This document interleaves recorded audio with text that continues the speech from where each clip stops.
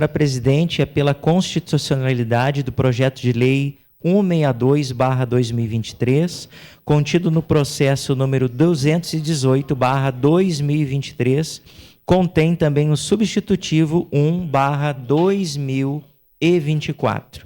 Recebe esta Comissão de Constituição, Justiça e Legislação, a CCJL, para análise e emissão de parecer ao projeto de lei acima descrito, de autoria da vereadora Rose Frigeri, que inclui o Dia Municipal das Mulheres Trabalhadoras no calendário oficial de eventos do município de Caxias do Sul.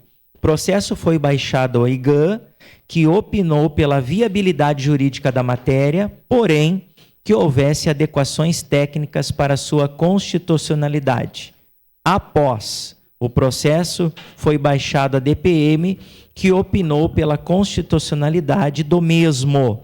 A autora apresentou o substitutivo 1/2024, a fim de realizar adequações técnicas no texto da proposição sugeridas por esta comissão.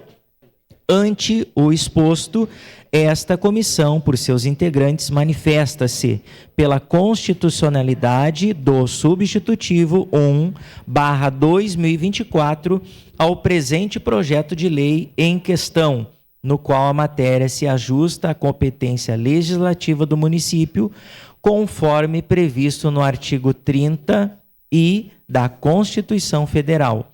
Caxias do Sul, 4 de março de 2024, 149 anos da colonização e 134 anos da emancipação política.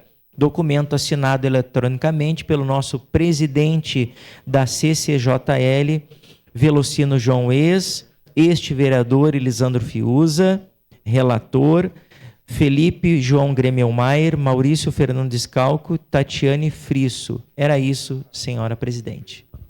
Obrigada, vereador Fiuza.